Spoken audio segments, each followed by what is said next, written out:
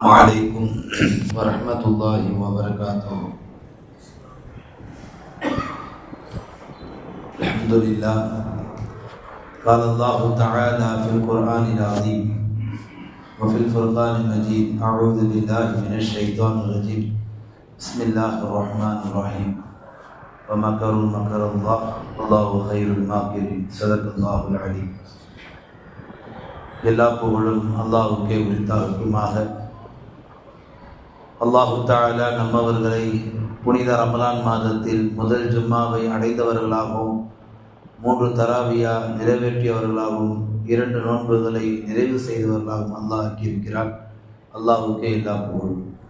எஞ்சிய நாட்களில் பகல் நேரங்களில் நோன்பு பிடிக்கக்கூடியவர்களாகவும் இரவிலே நின்று வணங்கக்கூடியவர்களாகவும் ஒவ்வொரு நற்செய்திகளையும் கேட்டதன் மட்டும் கடமையாக இல்லாமல் அதை வாழ்விலை எடுத்து நடத்தக்கூடிய நன்மக்களாகவும் அல்லாஹ் நம்மை ஆக்குவார்.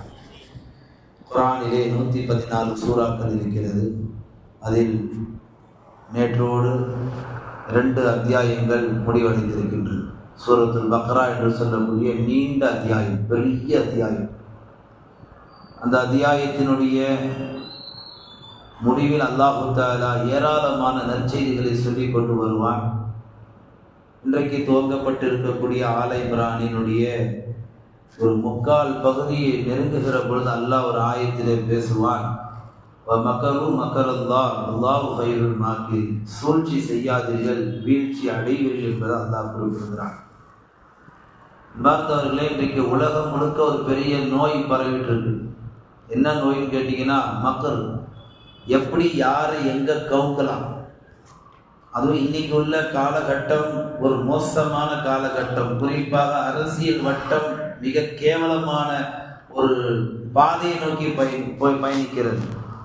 யாரையெல்லாம் நல்லவர்களாக நாம் கற்பனை கட்டினோமோ அவர்களெல்லாம் சொந்த சமுதாயத்தை ஏமாற்றக்கூடிய ஒரு சூழ்நிலைக்கு இன்றைக்கு இந்த உலகம் தள்ளப்பட்டிருக்கு. கேவலம் அற்ப பதவிகளுக்காக, காசுகளுக்காக.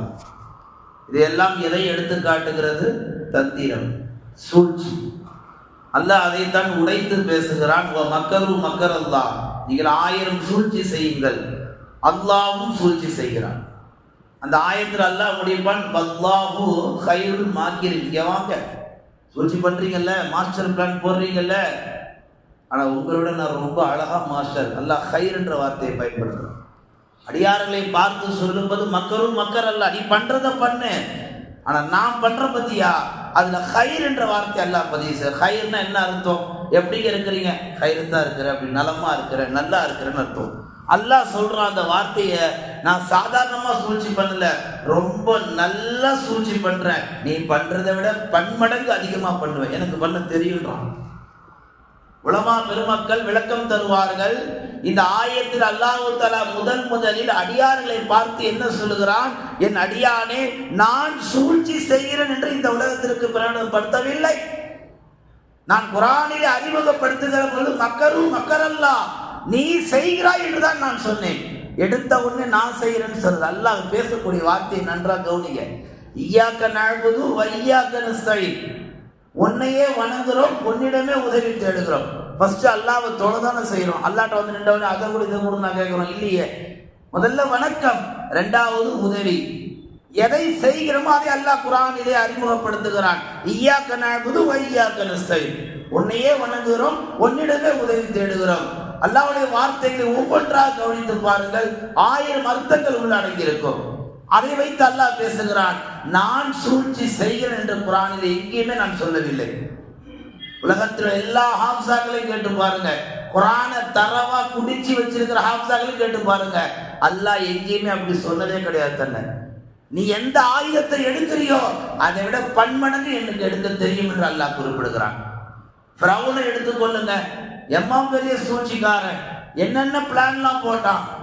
உலகத்தில் அன்றைக்கு பிறந்த எல்லா ஆண் குழந்தைகளையும் கொன்று குவிப்பேன் என்று சொன்னான். குவித்தான். 1000 குழந்தைகளை கொன்று குவித்தான் அசால்ட்டா. இன்னைக்கு ஒரு குழந்தை உருவாயிராதான்னு சொல்லி ஆஸ்பத்திரியா ஏறுறோம், லட்சக்கணக்கில் செலவு பண்றோம். அன்னைக்கு பிறந்த ஒவ்வொரு ஆண் சிங்கங்களையும் இன்றைக்கெல்லாம் வலியுள்ளாக்களாக மாறி இருப்பார்கள். இறைநேசர்களாக மாறி அத்தனை ஆண் பிள்ளைகளையும் ஃபிரௌன் என்ற ஒற்றை கொடுங்கோல் மன்னன் கொன்று குவித்தான். காரணம் என்ன? அவன் ரத்தத்தில் ஊறியிருந்த சூழ்ச்சி. ரத்தம் முழுக்க சூழ்ச்சியாக மாறி போனது. அந்த சூழ்ச்சி அல்லாஹ் உடைப்பதற்கு என்ன செய்தான்? அவன் கண்களை அல்லாஹ் குருடாக்கினான். எல்லா குழந்தைகளும் கொன்று குவிக்க தெரிந்த ஃபிரௌனுக்கு அரண்மனைக்குள் வந்த குழந்தையை தான் நாம் கொல்ல போகிறோம் என்ற அந்த அறிவு அல்லாஹ் வேலை செய்யாம எல்லா குழந்தையும் கொண்டான். மாஸ்டர் பிளான் போட்டு மூசா அலைஹிஸ்ஸலாம் முன்னாடி தான் நிக்கிறாங்க, கை குழந்தையா தான் வந்தாங்க. அவனால சுண்டு விரல் கூட மூசா அலைஹிஸ்ஸலாம் மீது பட விடல அல்லாஹ். அல்லாஹ்வுடைய சூழ்ச்சி கைருள் மாக்கின் அல்லாஹ் சொல்றான், நீ செய்வ உன்னை விட பன்மடங்கு எனக்கு செய்ய தெரியுன்றான். சுருக்கமா அல்லாஹ் என்ன சொல்ல வரான்? இந்த துன்யால ஒண்ணு நான் வாழ அனுப்புறேன், யாரையும் கவுக்க அனுப்பல. இன்னைக்கு என்ன நடக்குது உலகத்துல? ஒருத்தர் அற்புதமான ஒரு வீட்டை கட்டுறாரு, ஊருக்கு தாவத்து கொடுத்தாரு, ஊர்ல ஒரு எல்லாரும் போய் சாப்பிட்டாங்க, வீட்டை சுத்தி பார்த்தாங்க, ஜன்னல் அற்புதம், ரூம் அற்புதம், பாத்ரூம் அற்புதம், கிச்சன் டாப்பு எல்லாம் சூப்பரு. விருந்து போட்டார், சாப்பிட்டாச்சு. சாப்பிட்ட பிறகு என்ன வரணுங்க? நியாயமா ஏப்பம் வரணும், அதானே வரணும். இவருக்கு பொறாமை என்ற ஏப்பம் வருது, சூழ்ச்சி என்ற ஏப்பம் வருது. எப்படி இவன் 5க்கும் 10க்கும் தின்னாடி இருந்தவன் எப்படி இவ்வளவு பெரிய வீட்டை கட்டினான்? சூழ்ச்சி, கண்களால் சூழ்ச்சி, எண்ணங்களால் சூழ்ச்சி. இப்படி நாம் ஒவ்வொன்றிலும் சூழ்ச்சி செய்து செய்து கடைசியில் என்ன செய்கிறோம்? நாம் வீழ்ச்சி அடைஞ்சதான் மிச்சம் ஒழிய நாம் மேல வந்த வரலாறு இந்த உலகத்தில் எங்கேயுமே இருக்க, எங்கேயுமே கிடையாது. நபிகள் நாயகம் ஸல்லல்லாஹு அலைஹி வஸல்லம் அவர்கள் ஆரம்ப காலத்திலே மக்காவை ஒட்டி தொழுது கொண்டிருப்பார்கள். குறைஷிகள் என்ன செய்வார்கள்? குஃபார்கள் பெருமானாரை நிம்மதியாக தொட விட மாட்டார்கள். நாமளாம் ரொம்ப கொடுத்து வச்சவங்க, ராகத்தா குளிர்சாத பெட்டிக்குள்ள நிம்மதியா இருக்கு, சொர்க்கம் நான் நான் ஒவ்வொரு நாளும் தராவியா பயானுக்கு வரும்போது இது சொர்க்கம் நினைச்சுட்டு தான் உள்ள வர்றேன்.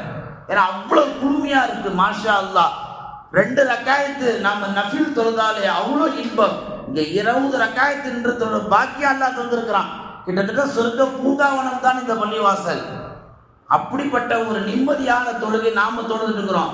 ரசூலுல்லாஹ்வால 2 ரக்காயத்து நிம்மதியா தொட விட மாட்டாங்க மக்காவுல. மோசமான முரட்டு பசங்க, காட்டு மிராண்டிகள், அறியாவிலே உச்சவாதிகள். பெருமானார் ருக்குல எப்போ போவாங்கன்னு வெயிட் பண்ணிட்டு இருப்பாங்க. நின்றுட்டு போது கிட்ட போக மாட்டாங்க, கோல பசங்க. இன்னைக்கு நம்மள நிறைய பேர் முதுகுல குத்துறவங்க தானே இருக்கிறான். சார் உங்களை போல பயான் செய்ய வருமா, உங்களை போல தொழு வைக்க வருமா அப்படின்னு அஜத்தை முன்னாடி நல்லா வானத்து வரைக்கும் தூக்கிட்டு போயிட்டு அஜத் இப்படி போன பிறகு முதல்ல நிப்பாட்டுங்க. சரியே இல்லை அவரு. நான் யாரையும் குறைச்சி பேசல, உலகத்தில் உள்ள பொதுவை நான் சொல்லுகிறேன், உலகத்தில் நடப்பதை நான் எடுத்து கூறுகிறேன். தவறாந்தான் திருத்தி கொள்ளலாம், பேசக்கூடிய நானும் நீங்களும். இப்போ இன்னைக்கு என்ன ஆயிடுச்சு? ரசூலுல்லாஹ்வுடைய வாழ்க்கைய வரலாறுல 2 ரக்காயத் தொழ விட மாட்டாங்க. அவங்க எப்போ ருக்குவுக்கு போவாங்க, எப்போ சுஜூதுக்கு போவாங்க குஃபார்கள் பார்த்துட்டு இருப்பாங்க. அந்த ருக்கு கூட பெருசா விரும்ப மாட்டாங்க குஃபார்கள். ரசூலுல்லாஹ் சுஜூதுக்கு போயிட்டாங்கன்னா குதிப்பாங்க. நேரா ஓடி போய் எங்க ஒட்டகம் அறுக்கப்பட்டிருக்கோ அந்த குடலை தூக்க முடியாது. மாட்டு குடலை கூட தூக்கிடலாம், ஒட்டக குடலை தூக்கும் அவ்வளவு கடமா இருக்கும். அந்த ஒட்டக குடலை தூக்கியாண்டு பெருமானாருடைய முதுகலை போட்டுட்டு போயிடுவாங்க. சேரும் சகதியுமா ஒரு நஜீஸா இருக்கிற ஒரு குடலை பெருமானார் முதுகுல போட்டுட்டு போயிட்டா நாம இருந்தா என்ன பண்ணியிருப்போம்? அடுத்த நிமிடமே அந்த பகுதியை 2 ஆக்கியிருப்போம். ரசூல் ஸல்லல்லாஹு அலைஹி வஸல்லம் அந்த இடத்துல அப்படியே சஜிதால இருப்பாங்க. பாத்திமா நாயகி ஓடி வந்து குடலை அகற்றி பெருமானாருடைய அசுத்தத்தை சுத்தமாக்கி பெருமானாரை பதமாக வீட்டுக்கு அழைத்து செல்வார். எதற்கு சொல்கிறேன் சொன்னால், நாயகம் எப்பொழுதெல்லாம் கஅபாவை ஒட்டி தொழுகிறார்களோ அப்போதெல்லாம் குஃபார்கள் சூழ்ச்சி செய்வார்கள். இன்னைக்கு என்ன ஆச்சு? கஅபாவை ஒட்டி என்ன நடக்குது? அன்னைக்கு ரசூலுல்லாஹ்வை நிம்மதியா தொழ விடாத ஒரு சமூகம் இன்னைக்கு கஅபத்துல்லா முழுக்க நீங்க கஅபால போய் பாருங்களேன், அப்படின்னு தான் சொல்லுவாங்க, வாங்க ஆரம்பிப்பாங்க. எந்த அரபி எங்க இருப்பான்னு தெரியல, எல்லாரையும் தூக்கி கடாச்சின்னு முதல்ல ஓடுவான் ஹரமுக்கு. ஏன்னா அவ்வளவு புனிதமான ஒரு நேரம், புனிதமான பாங்கு, புனிதமான இகாமத்து தொழுக, சுதைசிக்கு மேலே தொழுகிற பாக்கியம் பேர் பாக்கியம் என்று இன்றைக்கு ஒவ்வொரு அரபிகளும் கலந்து ஓடுவார்கள். காரணம் என்ன? அன்றைக்கு அவர்கள் செய்த சூழ்ச்சி அல்லாஹ் என்ன பண்ணான்? அது அப்படியே தலைகீழாக மாத்தி இன்றைக்கு அந்த பூமியை அல்லாஹ் தஆலா பரக்கத் பொருந்திய பூமியாக மாத்தினான். கைரு வல்லாஹு கைருல் மாக்கிரீன். நீங்க எந்த இடத்தில் நபியனாயை தொழவிடவில்லையோ இன்னைக்கு அந்த இடத்தில் உலகமே வந்து தொழக வேண்டும் என்று ஆசைப்படுகின்ற அளவுக்கு அல்லாஹ் இந்த இடத்தை பெரிய பாக்கியமான இடமாக மாற்றிவிட்டார். பெருமானார் ஸல்லல்லாஹு அலைஹி வஸல்லம் ஒரு முறை சபைக்குள்ள வருகிற பொழுது ஒரு சஹாபி செம டென்ஷன்ல ரொம்ப கோபமா உட்கார்ந்துருக்கிறாங்க. பொதுவாக இந்த வகுப்பறையில, பல்கலைக்கழகத்துல, அலுவலகங்கள்ல, வீட்டுல, கடையில, வேலை செய்யற இடங்கள்ல முதலாளி உள்ள, டீச்சரை உள்ள அல்லது பெட்ரோல் வரும்போது உள்ள உட்காந்து ஒரு மாதிரியா உட்காந்துருப்பான் கோபமா. சில பேர் கோபத்துல உச்சமாயிட்டீங்கன்னா அவங்க முகமெல்லாம் மூக்கெல்லாம் செவந்து போயிடும். அது ரொம்ப செக்கச்செவேன்னு ரொம்ப வெள்ளை வெள்ளையா நிற்கிறவங்க சொல்லவே தேவையில்லை. அவங்க கோவப்பட்டாங்கன்னா அந்த மூக்கு அந்த ஓரம் இருக்கு பாருங்க, அது நல்ல செவந்து இருக்கும். அதை வச்சு கண்டுபிடிச்சிடலாம் மாப்பிள்ளை கோபத்துடைய உச்சத்துல இருக்கிறாரு, கிட்ட போனா வெடிச்சிருவார். அது மாதிரி ரசூலுல்லாஹ்வுடைய சபையில் ஒருத்தர் உட்கார்ந்து இருந்தார். நபிகள் நாயகம் ஸல்லல்லாஹு அலைஹி வஸல்லம் கூப்பிட்டு சொன்னாங்க, இவர் கடும் கோபத்துல இருக்கிறாரு, இவர்கிட்ட யாரும் போனாலும் வெடிப்பாரு. உடனே அவர் அஊது பில்லாஹி மினஷ் ஷைத்தானிர் ரஜீம் சொல்லுங்க நாங்க ரசூலுல்லாஹ் சொல்லிவிட்டு ரசூலுல்லாஹ் சொன்னாங்க, அந்த சஹாபியிடத்தில் சொல்லுங்கள், கோபப்படாதீங்க. ரசூல் ஸல்லல்லாஹு அலைஹி வஸல்லம் சொல்ல வருவது சூழ்ச்சியினுடைய ஆரம்ப அடிப்படை எங்க தெரியுமா? கோபம் என்று குறிப்பிட்டார்கள். இஜ்தனிபுல் கலப, கோபத்தை ஒட்டுமொத்தமாக விட்டு விடுங்கள். ஒரு சஹாபி வந்து கேட்டார்கள், யா ரசூலல்லாஹ் எனக்கு ஏதாவது நசியத்து செய்யுங்கள். நபிகள் நாயகம் ஒவ்வொரு வாட்டியும் சொன்ன வார்த்தை இஜ்தனிபுல் கலப, கோபத்தை விட்டு விடுங்கள். அப்துல்லாஹ் இப்னு உமர் கேட்டார், யா ரசூலல்லாஹ் அவர் கேட்டதுக்கு 3 வாட்டி அதே பதில் தர்றீங்க, அப்படி கோபத்தை விடுறதுனால என்ன பெரிய பாக்கியம்? ரசூலுல்லாஹ் சொன்னார்கள், ஒரு மனிதன் கோபப்பட துவங்கினால் அவன் மாத்திரம் பாதிப்படைவதில்லை, அவன் உடலை சார்ந்த எல்லா உறுப்புகளும் பாதிப்படைகிறது. நீங்க கோபப்படுறவங்களை பாருங்க, முதல்ல முறைச்சி பார்ப்பாங்க. கோபப்படுறவங்களை பாருங்க, நாக்க கடிப்பாங்க. கோபப்படுறவங்களை பாருங்க, முகம் செவக்கிற அளவுக்கு ஃபேஸ் மாறும். கோபப்படுறவங்களை பாருங்க, பற்களை கடிப்பாங்க. கோபப்படுறவங்க கைகளை முறுக்குவாங்க. ஒரு பட்டி கோபம் அதிகமாச்சுன்னா எட்டி உததான். கோபம் என்பது வெறுமனே ஒரு தனிப்பட்ட ஒரு உறுப்புகள்ல பாதிப்பு, உடல் உறுப்புகளை ஒட்டுமொத்தமாக அது பாதித்துவிடும் என்று குறிப்பிட்டார்கள். அந்த கோபத்தினுடைய வெளிப்பாடுதான் சூழ்ச்சி என்றார்கள் நபிகள் நாயகம். சில பேருக்கு டைரக்டா அதை காட்ட தெரியாது, பின்னாடி போய் தானே செய்வாங்க, மாஸ்டர் பிளான் போடுவாங்க. என்ன அப்படி அவமானப்படுத்திட்டு இல்ல, என்ன அப்படி கேட்க வச்சுட்டு இல்ல, என்ன அப்படி நிக்க வச்சுட்டு இல்ல, உன்னை என்ன பண்றேன் பார், இந்த ரமலான்ல என்ன அவமானப்படுத்துற நீ, அடுத்த ரமலானுக்கு பூமிக்கு மேலே இருக்க மாட்டேன். ஒவ்வொரு நாளும் அவனை பார்க்கும்போதுதான் சீக்கிரமா மௌத்தாக்கியா அல்லா, சீக்கிரமா மௌத்தாக்கியா அல்லாட்ட சொல்றது. பெருசாலாம் ஒண்ணு இல்ல, நீ என்ன சூழ்ச்சி பண்றியோ. ஒரு கட்டத்துல இவர் யாருக்கு துவா செஞ்சாரோ கடைசியில இவர் மௌத்தா போயிட்டார் அவருக்கு முன்னாடி. இன்னைக்கு இந்த உலகத்துல இப்படித்தான் தலைகீழாக போய் கொண்டிருக்கிறது. சூழ்ச்சியை நாம் கையில் எடுத்தால் அல்லாஹ் சொல்ல வருவது ரத்திய சுருக்கத்தோடு, மகனே நீ கண்டிப்பாக வீழ்ச்சி அடைவாய். பெருமானார் ஸல்லல்லாஹு அலைஹி வஸல்லம் காலத்தில் 2 மக்கா காஃபிர்கள், ஒருத்தர் வந்து ரசூலுல்லாஹ் என்ன செய்யறாரு, எங்க வீட்டுக்கு விருந்துக்கு வாங்கல அப்படின்னு கூப்பிட்டார். நபிகள் நாயகத்துக்கு ஒரு பழக்கம் இருக்கு, யாரும் தாவத்து கொடுத்தாலும் ஏற்றுப்பாங்க. அதனால வந்திருக்கக்கூடியவங்க யாராவது அழைப்பு கொடுத்தா அந்த அழைப்புகளை ஏற்றுங்க, முடியலையா நல்ல விதமா சொல்லுங்க, ஆனா அழைப்புகளை புறக்கணிக்காதீங்க. இப்ப ரசூல் ஸல்லல்லாஹு அலைஹி வஸல்லம் என்ன செய்யறாங்க, அந்த தாவத்தை ஏத்துட்டு அந்த குஃபாருடைய வீட்டுக்கு போனாங்க. அந்த வீட்டுக்கு போய் ரசூலுல்லாஹ் உட்கார்றாங்க, சாப்பாடு எல்லாம் ரெடியா இருக்கு. ரசூல் ஸல்லல்லாஹு அலைஹி வஸல்லம் சாப்பிடுவதற்காக ஒரு கவலம் வாயில் எடுத்து வைக்கிறார்கள். வைக்கின்ற பொழுது நேரம் யாரை விட்டுச்சு, யாரு விருந்துக்கு கூப்பிட்டானோ அவனுக்கு கூட ஒருத்தர் சனியன் இருப்பான், அவனை சனியன் கூட சொல்லலாம். அப்படிப்பட்ட ஒரு மோசமான ஒரு சனியன் ரசூலுல்லாஹ் வாயில் அந்த ஒரு கவனம் வைக்கும் போது உள்ள ஆஜராகிறான். யா முஹம்மத், சாப்பிடுவதை நிப்பாட்டுகள் என்று சத்தம் விட்டான். தன்னுடைய நண்பனை பார்த்து சொன்னான், ஓ குபா, அறிவு கட்டவனே, இமார், கழுத என்றெல்லாம் வாய்க்கு வந்தபடி தன் நண்பனை திட்டி, என்ன காரியம் செய்தாய்? எந்த முகம்மதை நான் விரட்ட வேண்டும் என்று பாடுபடுகிறனோ அந்த முகம்மதை கூட்டி அந்த விருந்து போட்டுட்டு இருக்கிற. முதல்ல இவரை வீட்டை விட்டு வெளியே அனுப்புனான். அவர் என்ன பண்ணாரு, பயந்து போய் ஏச்சு போயிருங்க யார் ரசூலுல்லாஹ். உடனே ரசூலுல்லாஹ் எந்திரிச்சார்கள், இல்லை இல்லை, முகம்மதை இப்படி நீ அனுப்புவது எனக்கு சந்தேகமாக இருக்கிறது, நீ இப்படி எல்லாம் அனுப்பக்கூடாது, இந்த முகம்மதை அவமானப்படுத்தி அனுப்ப வேண்டும். எப்படிப்பட்ட அவமானம் தெரியுமா? எந்த நாவால் முகம்மதை விருந்துக்கு கூப்பிட்டாயோ அதே நாவால் எச்சி முகத்திலே துப்ப வேண்டும் என்றான். குர்ஆன்ல 19வது ஜுஸ்ல முதல் சஃபால வருது இந்த ஆயத்து. அதுக்கு விளக்கம் தஃசீர்கள்ல எழுதுவார்கள். அந்த கேடுகட்ட உக்பா முகம்மதுடைய முகத்தில் அவன் கூப்பிட்டது கண்ணியம் செய்ய, ஆனா கூட வந்தவன் இதான் சாக்கு. நான் சொல்ல வர செய்தி, முகம்மது ரொம்ப நாள் அவமானப்படுத்துன்றது அவனுடைய டார்கெட், அவனுடைய ரொம்ப நீண்ட கால நோக்கம். வாய்ப்பும் சந்தர்ப்பமும் கிடைத்ததால் சூழ்ச்சியை கையில எடுத்தான். அல்லாஹ் என்ன செய்தான்? வல்லாஹு கைருல் மாக்கிரீன். எந்த எச்சால தூக்க சொன்ன, எந்த முகம்மதை கேவலப்படுத்த சொன்ன, நான் அதே ஆயுதத்தால அதே எச்சால ஓ முகத்தை கரிக்கிறேன்னு சொல்லி அந்த உக்பா தன் நாவிலிருந்து எடுத்த அந்த எச்சி உமிழ் நீரை பெருமானார் முகத்தில் வீசினான். அதே எச்சி ரிப்பீட் இவன் முகத்துக்கு போயிடுச்சு. ஒரு துளி கூட ரசூலுல்லாஹ்வுடைய முகத்துல போய் விழலன்னு சொல்லி தஃசீர்கள்ல எழுதுறாங்க. சொல்ல வரக்கூடிய காரணம், சூழ்ச்சி யாரும் செய்துவிடக்கூடாது. சூழ்ச்சி செய்வதற்கான சந்தர்ப்பங்கள் கிடைத்தால் அதை அல்லாஹ்வுக்காக பயந்து அதை மன்னித்து விட்டுவிட வேண்டும். ஒரு வாரத்துக்கு முன்னாடி நடந்த நிதர்சன உண்மையை பதிவு செய்கிறேன். யாரா இருந்தாலும் கோபம் வரத்தான் செய்யும்.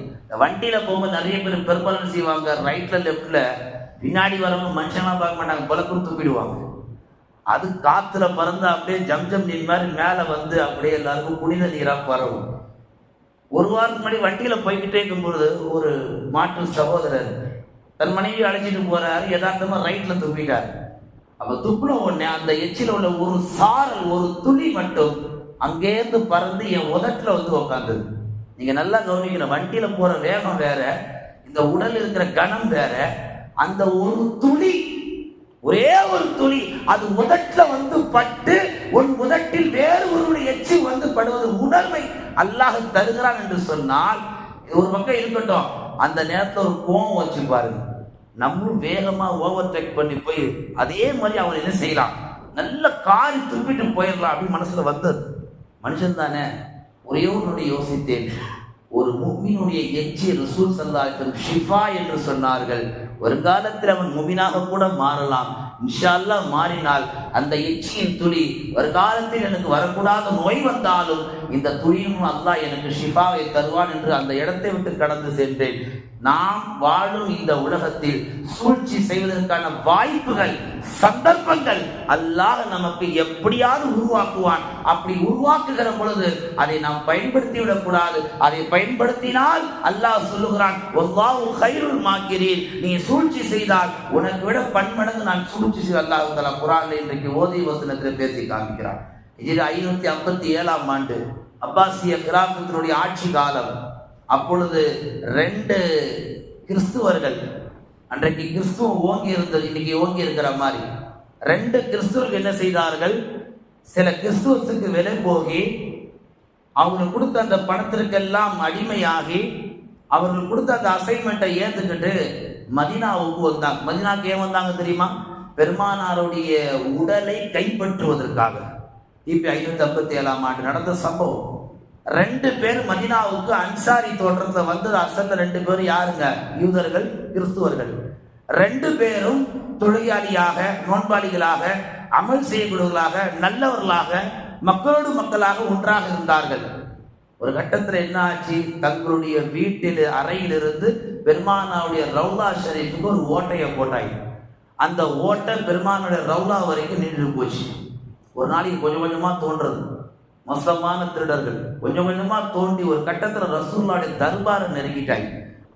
இந்த இடத்துல நபிகள் நாயகம் ஸல்லல்லாஹு அலைஹி வஸல்லம் சிரியாவினுடைய பொறுப்பில் இருந்த மன்னர் நூருத்தீன் ரஹ்மத்துல்லாஹி அலைஹி அவருடைய கனவில் பெருமானார் தோன்றி அவர் கனவில் சொன்னார்கள், என் உடலை திருடுவதற்காக மேற்கத்திய நாடுகளிலிருந்து 2 கிறிஸ்துவர்கள் அந்நியர்கள் முஸ்லிம்கள் வேடத்திலே வந்திருக்கிறார்கள், ஊரிலே தஞ்சம் அடைந்திருக்கிறார்கள். ஒரு வீட்டை தஞ்சம் அடைந்து அந்த வீட்டில் ஓட்டையிட்டிருக்கிறார்கள். அந்த ஓட்டை வழியாக என் உடலை நெருங்கிவிட்டார்கள். உன் ஆட்சி அதிகாரத்தை வைத்து அந்த திருடர்கள் வந்து என் உடலை பாதுகாத்து என்று பெருமானார் சொன்ன போது கனவுல எந்திரிச்சு உட்கார்ந்தவர் திடுக்கிட்டு பார்த்தார், இது கனவா உண்மையா? மறுபடியும் ஒழுசு படுத்துட்டார். ஏன்னா கனவுல ரசூலுல்லாஹ்வை பார்த்தோன்னு சொன்னா அது எடுத்தோடனே நம்பிடக்கூடாது. அவர் என்ன செய்யறாரு, மறுபடியும் ஒழுசு படுத்தார். மறுபடியும் அதே கனவு, தொடர்ந்து 3 முறை அதே கனவு வந்தது. அவர் உண்மையாக விளங்கினார், நபிகளுக்கு ஏதோ ஒரு பிரச்சனை வந்து விட்டது, மதீனாவில் ஏதோ ஒரு பெரிய சோதனை வரப்போகுது என்று சொல்லி தன் அமைச்சர்களிலே ஜமாலுதீன் என்று ஒரு அமைச்சரை கூப்பிட்டு நடந்ததை எடுத்து சொன்னார்.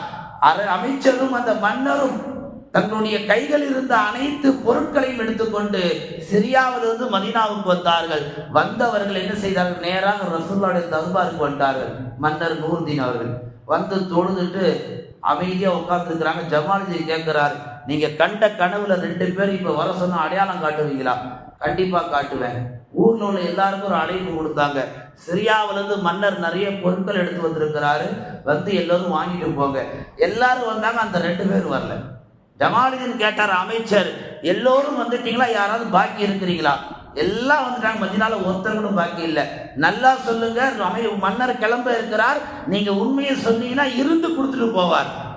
அப்போ சொன்னாங்க மதினாவாசிகள், மேற்கத்திய நாட்டில இருந்து 2 பேர் வந்திருக்கிறாங்க, ரொம்ப புண்ணியவானுங்க, கை நீட்டி யார்ட்டும் எதையும் வாங்க மாட்டாங்க, மானஸ்தருங்க, அவங்க மட்டும் இங்க வரலன்னா அப்படி என்றால் அவங்க வீட்டை அடையாளம் காட்டுனாங்க.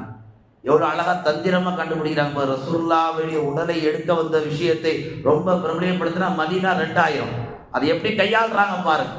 அந்த 2 பேர் வீட்டை அடையாளம் காமிச்சாங்க. மன்னரும் ஊர் மக்களும் அந்த 2 பேர் வீட்டுக்கு வந்து பார்த்தா, வீட்டை திறந்தா ஓரமா ஒரு பாயும் தலகாணியும் 2 குரானும் தஸ்மீனியும் இப்படி இருந்தது. ஒரு சும்புல பானை தண்ணியும். ஒரு இடத்துல மூலையில பார்த்தா 2 பாய் விரிக்கப்பட்டிருக்கு, அதுக்கு மேல பலகை விரிக்கப்பட்டிருக்கு, அதுக்கு மேல தொழு முசல்லா இருக்கு. அங்க சந்தேகமிட்டார் மன்னர் நூருதீன். பாயும் பலகையை அகற்றி பார்த்தா ஒரு ஆள் இறங்குகிற அளவுக்கு பெரிய குழி. அந்த குழியின் வழியாக இறங்கி போனால் நேரடியாக மதீனா ரவுதா பெருமானாருடைய தர்பாருக்கு போய் சென்று விடலாம். அந்த குழி வழியாகவே பெருமானார் உடலை எடுக்கலாம் என்ற ஒரு நோக்கம் அந்த இருவர்களுக்கு இருந்தது. அந்த இருவருக்கும் அந்த நேரத்தில் மன்னர் 557 ஹிஜ்ரியில கிபியில உத்தரவு போட்டால் இந்த 2 பேருடைய தலையை சீவி எடுக்கப்பட வேண்டும் என்று. இது வரலாறு. சொல்ல வரக்கூடிய உன்னதமான செய்தி என்னவென்றால், ரசூல் ஸல்லல்லாஹு அலைஹி வஸல்லம் அவர்கள் உயிரோடு இருந்தாலும் சரி, மரணித்து மண்ணோடு அவர்கள் மன்னரில் வாழ்ந்தாலும் சரி, யார் எப்படி சூழ்ச்சி செய்ய வேண்டும் என்று நாடினாலும் அல்லாஹ் காப்பாற்ற வேண்டும், அல்லாஹ் உதவ வேண்டும் என்று அவன் நாடிவிட்டால் வல்லாஹு யஇஸுமுக மினன், அல்லாஹ் குர்ஆன்ல சொல்றான், நபியே உங்களை நாம் கண்டிப்பாக மக்களுடைய அநீதத்திலிருந்தும் மக்களுடைய சூழ்ச்சி நாம் உங்களை பாதுகாக்கின்ற அல்லாஹ் குர்ஆனில் வாக்குறுதி தந்ததை போன்று யார் என்ன சூழ்ச்சி செய்தாலும் அல்லாஹ் பாதுகாப்பு என்பதற்கு இந்த வரலாறுல ஒரு உதாரணமாக இருக்கிறது. எனவே வாழும் இந்த சொற்ப கால உலகத்தில் யாரையும் மண்ண கவ விடாம, யாரையும் தரப்பு முறையா படுக்க போட்டு ஏறி மிதித்து தாம் சந்தோஷமா குதிக்காம, நமக்கு அல்லாஹ் எந்த பாதையை கொடுத்தானோ அந்த பாதையில நாம உண்டு நம்ம வேலை உண்டு பேசாம போனா இஸ்ராயல் வரும்போது வருவார், நாம அஸ்ஸலாமு அலைக்கும் இந்த உலகத்தை விட்டு விடைபெறலாம். இல்ல நான் திருந்த மாட்டேன், நான் அப்படித்தான், நான் சூழ்ச்சி தான் செய்வேன், என்னை மானபங்கப்படுத்துறேன், நான் பன்மடங்கு மானபங்கப்படுத்துவேன், எனக்கு ஒரு நேரம் வரும், எனக்கும் ஒரு காலம் வரும் என்றெல்லாம் வசனங்களை பேசிக்கொண்டு இந்த உலகத்திலே நாம் ஒரு முரட்டு மனிதராக வாழ்ந்து கொண்டிருந்தால் இன்றைக்கு ஓதிய ஹாஃபிஸ் அந்த வார்த்தையில் முடிவு செய்திருப்பார், வல்லாஹு கைருல் மாக்கிரீன், உங்களை விட அல்லாஹ் அழகாக சூழ்ச்சி செய்யக்கூடியவர். அவன் சூழ்ச்சி செய்தால் அவனிருந்து யாரும் தப்ப முடியாது.